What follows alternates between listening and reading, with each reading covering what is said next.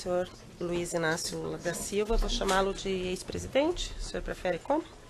Pode ser ex-presidente? Doutor, se puder falar um pouquinho mais alto, para mim seria bom. Tá. Posso chamá-lo de ex-presidente? Pode. Tá. Então o senhor sabe do que está sendo acusado nesse processo, Não. né? Não sabe? Não sei, gostaria Tá. de pedir se a senhora pudesse me explicar qual é a acusação. Tá. O senhor tem dois conjuntos de acusação. A primeira parte da acusação diz respeito à corrupção, que o senhor teria recebido vantagens indevidas da Odebrecht e da OAS relacionadas aos contratos que eles têm com a Petrobras. E um segundo conjunto de atos que seriam atos de lavagem de dinheiro relacionados à reforma do sítio em benefício ao senhor e à sua família, que foram feitos, no primeiro momento, pelo Bunline, num segundo momento, pela Odebrecht, num terceiro momento, pela OAS. Um resumo muito sintético seria isso. Não. Eu imagino que a acusação que pesava sobre mim é que eu era dono de um sítio em Atibaia. Não é Eu isso. Não é isso. Não é isso que acontece. É ser beneficiário de reformas que foram feitas. A acusação passa pela relação do senhor ser dono do sítio, mas a acusação imputada é do senhor ser beneficiário das reformas que foram feitas por essas três pessoas que eu lhe falei. Bunline, Odebrecht e OAS. Mas, doutor, eu só queria perguntar para o meu esclarecimento, porque eu estou disposto a responder toda e qualquer pergunta. Eu sou dono do sítio ou não? Isso o senhor que tem que responder, não eu, doutor, e eu não estou Não, sendo quem tem que interrogada nesse responder é momento. quem me acusou. Doutor, e assim, senhor ex-presidente, esse é um interrogatório, e se o senhor começar nesse tom comigo, a gente vai ter problema. Então, vamos começar de novo. Eu sou a juíza do caso, eu vou fazer as perguntas que eu preciso para que o caso seja esclarecido, para que eu possa sentenciá-lo, ou algum colega possa sentenciá-lo.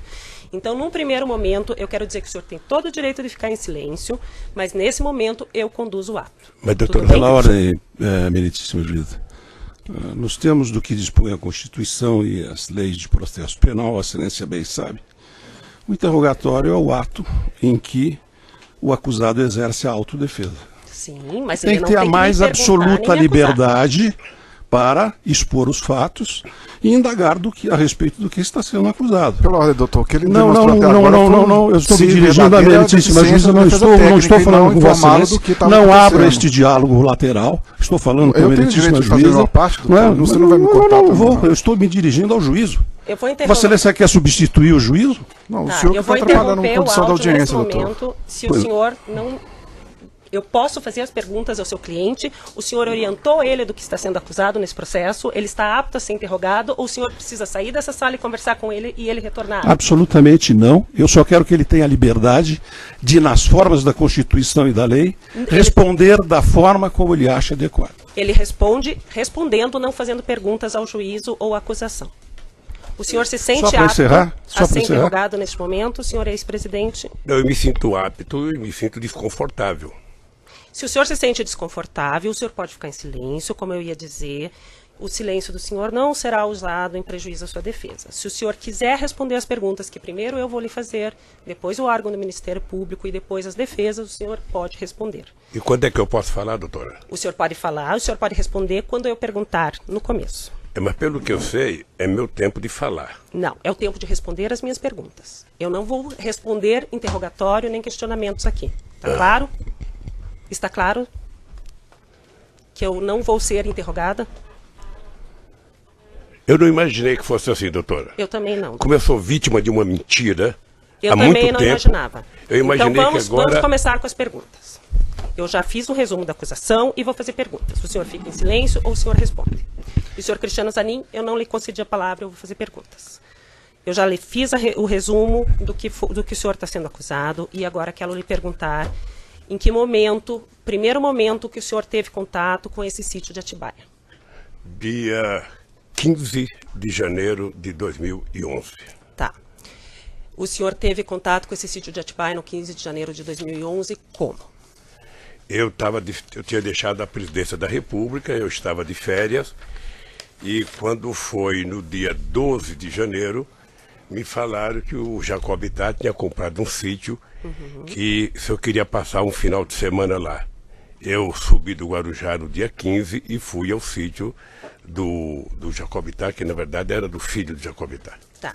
Foi-lhe informado por quem? O Jacote falou? A dona Marisa? Então, quem falou foi um filho meu por causa de uma briga minha com a dona Marisa.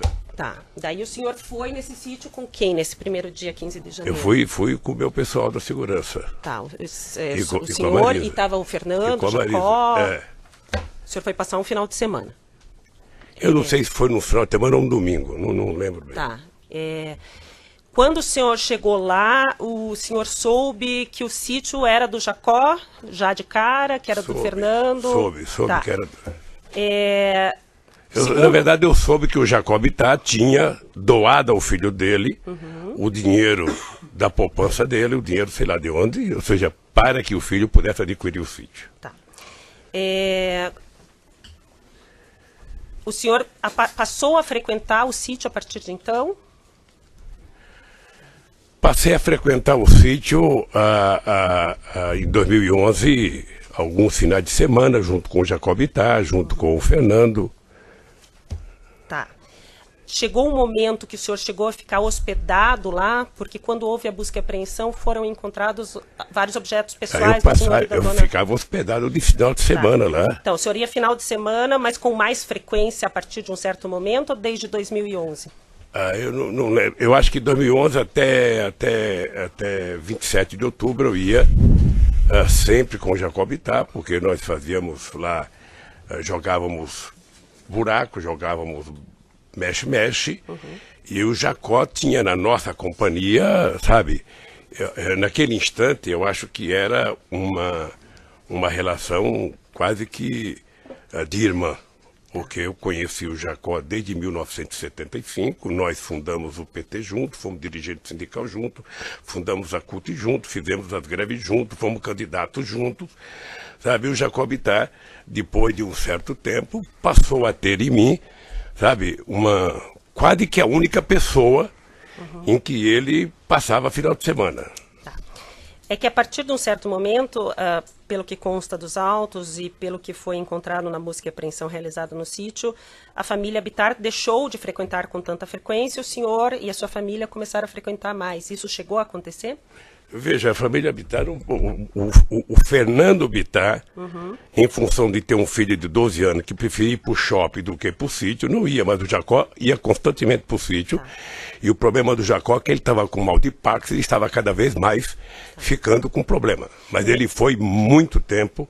Frequentava junto com o senhor e com a quem dona deixou de Marisa. frequentar um pouco mais fui eu por causa do câncer. Depois do dia 27 de outubro, eu tive 2011, 2012, o tempo inteiro, menos possibilidade de ir, e às vezes ia e voltava no mesmo dia por causa da doença. Tá. E o Fernando falou até que o senhor ia na época do tratamento e ficava hospedado de vez em quando, né? Eu ia, mas não ia para dormir porque eu tinha problema de... Tá. De debilidade. Tá. E aí, depois de um tempo, quando foi feita a busca e apreensão, então o senhor disse que o Jacó ainda frequentava, o Fernando menos por causa do filho adolescente, mas o senhor que ocupava o quarto principal. Quando me dava, eu ocupava. Mas tinha os objetos pessoais estavam lá. Isso era uma deferência que eu recebia tanto lá na chácara, quanto eu recebia no Palácio da Rainha da Inglaterra, no Palácio da Rainha da Suécia, em vários lugares que eu frequentei, inclusive no Kremlin, sabe? Eu tive o prazer de ser convidado a dormir no Kremlin. Eu não sei o que o Ministério Público viu de absurdo isso. Quando foi narrado aqui por várias testemunhas e por alguns réus, o senhor Fernando Bittar comprou o sítio, foi feito a escritura, ele e o Jonas Suassuna. O senhor sabia que foi feito uma escritura, eles negociaram, uma parte do terreno ficaria com o Jonas, outra parte com o senhor Fernando Bittar? Eu não tinha interesse e nem por que saber disso. Tá.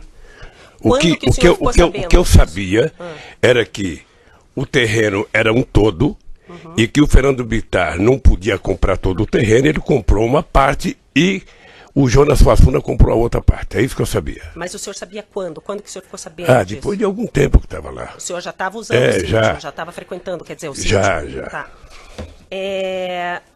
O senhor soube que as primeiras reformas foram feitas no sítio, uma parte pelo senhor Fernando para usar e outra parte a pedido da dona Marisa? Eu nunca...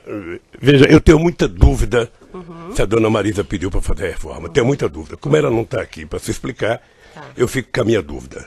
Tá. Eu, sinceramente... O senhor Bunlai e o senhor Aurélio, que foram ouvidos essa semana, relataram que eles foram junto com dona Marisa. Agora ficou fácil citar o nome da dona Marisa porque ela morreu. Tá. Então agora é muito fácil de ver. Então o senhor não acredita que o senhor Bunlai eu sinceramente não acredito porque o senhor Aurélio, o senhor Bunlai, eu não acredito porque não acredito que a dona Marisa tivesse efetivamente relação para pedir para uma empresa fazer obras. Tá. E também porque não era dela. Tá. Então o senhor acha que o senhor Bunlai, quando fala que foi fazer visita junto com a dona Marisa e com o senhor Aurélio, e o senhor Aurélio também confirma essa visita antes das reformas, o senhor acha que eles estão mentindo?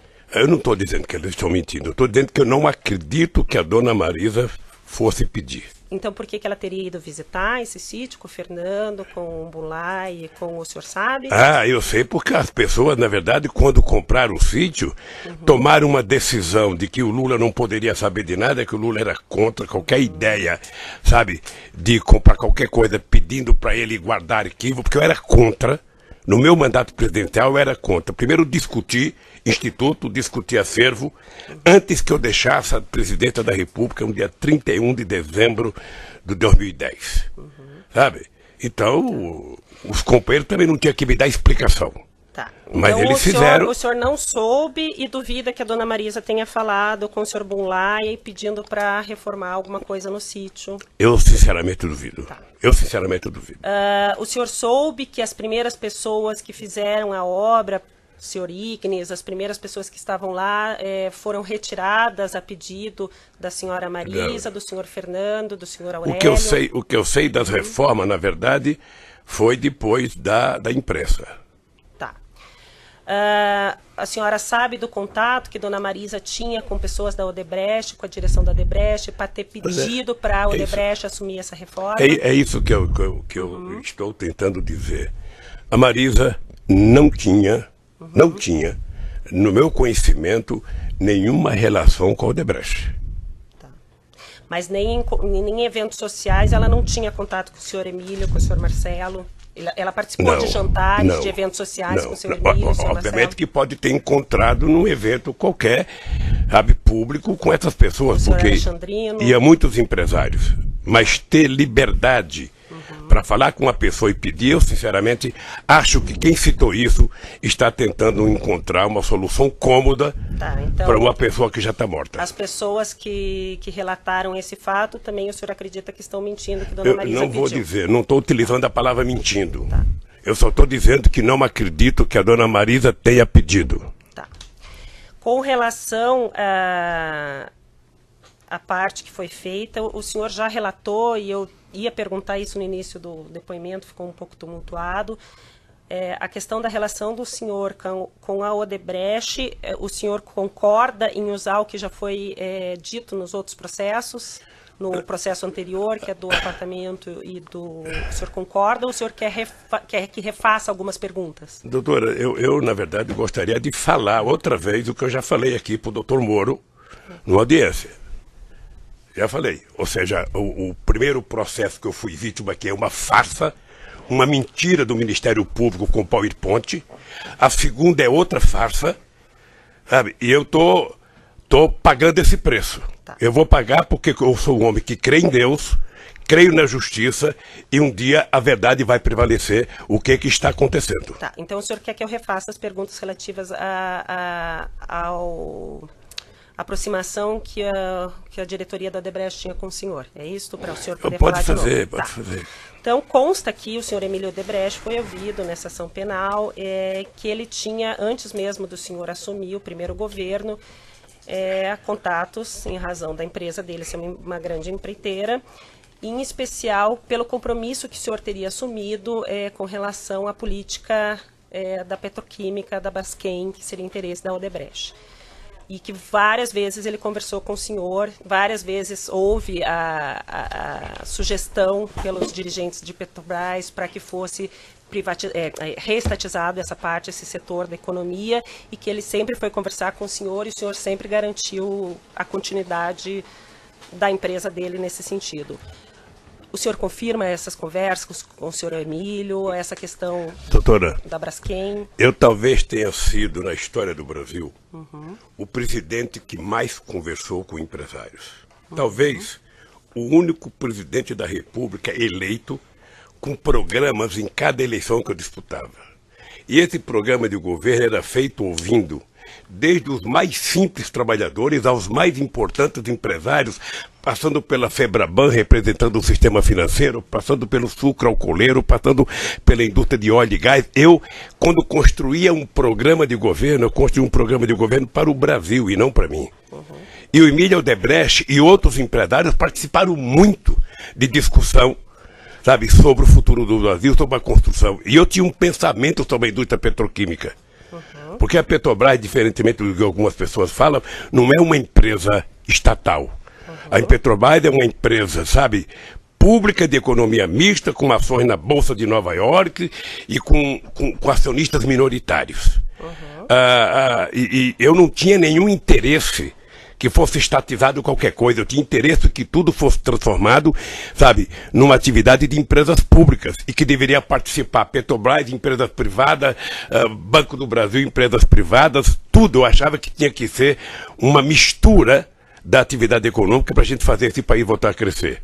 Mas como o ideal era tentar mostrar que a empresa Petrobras era pública e que o Lula mandava na Petrobras, sabe, se criou um monstrengo de dizer... Mas eu nem perguntei da Petrobras, eu perguntei especificamente das conversas que o senhor Emílio disse que teve com o senhor a respeito do medo que ele tinha que a petroquímica Braskem fosse estatizada. Eu tive com ele e com todos os empresários brasileiros, inclusive todos eles participavam do Fórum Econômico do Conselho Econômico e Social que eu criei, onde participavam os maiores empresários do Brasil, e nós discutíamos desde política tributária, a política social, a política de investimento, a política externa. Tá. Sim, é por isso que o meu governo passou a ser... conversou com o senhor Emílio algumas vezes sobre essa questão da Braskem ou não conversou?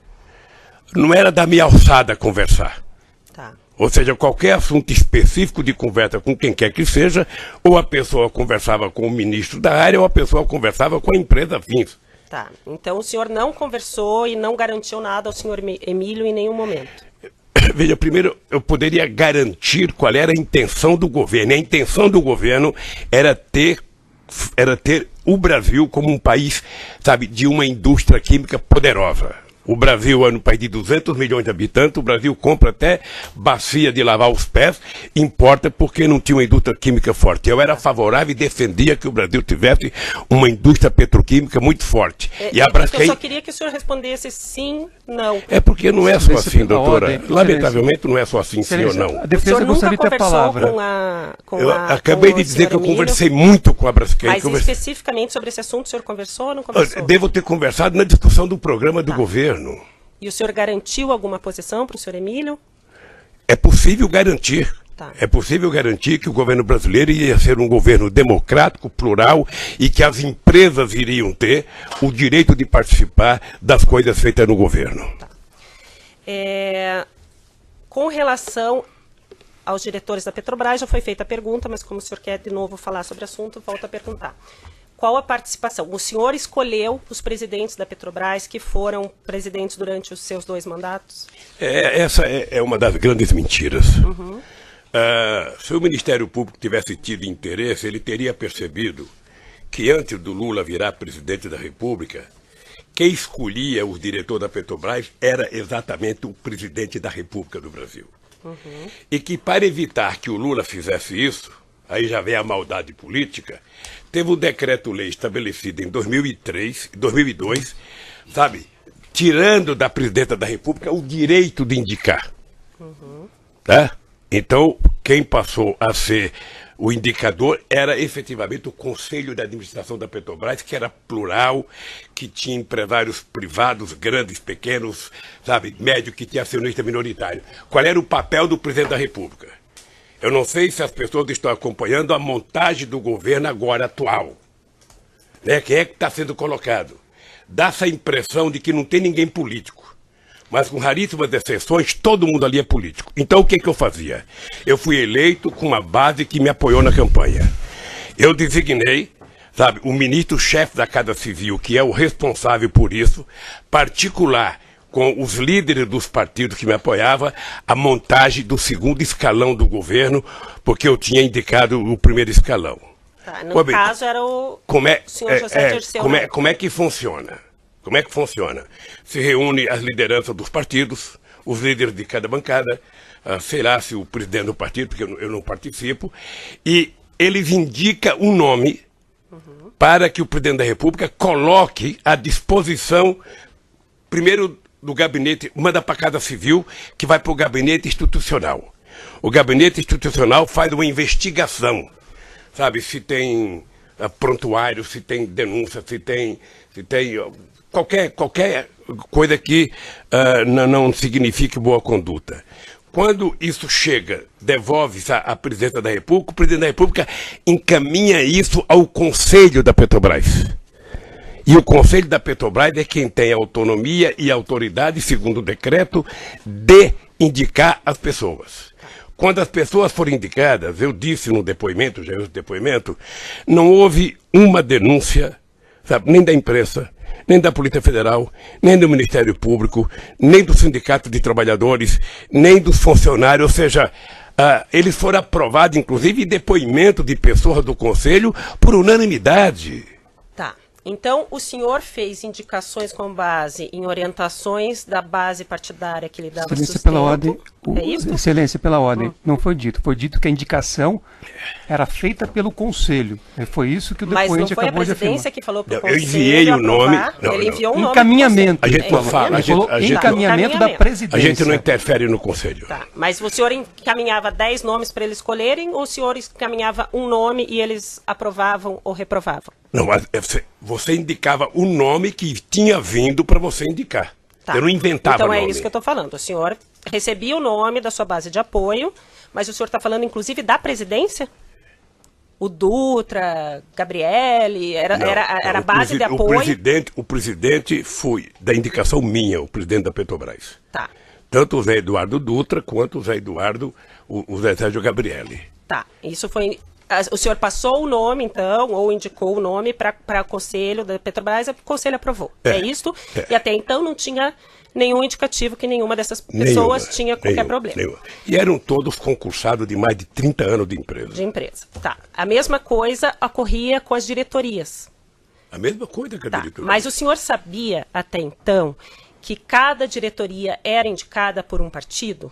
Era indicado por um conjunto de forças políticas que tinha me ajudado a ganhar, como é hoje. Tá, não estou falando que isso é errado, mas o senhor sabia, então, que, por exemplo, o Paulo Roberto Costa era indicação do PP, sabia que o Cerveró e depois o Zelada era do PMDB. Do PP e de outras forças políticas. Isso já está no meu depoimento. Tá. O senhor pediu para falar de novo. É que ele falou forças políticas, Excelência, não um partido. Mas eu estou perguntando do partido, por isso que eu estou perguntando. Ele sabia que tem era várias partido? Forças políticas que indicam. Tá, não era PP, PMDB e PP exatamente como ficou... é hoje. Tá.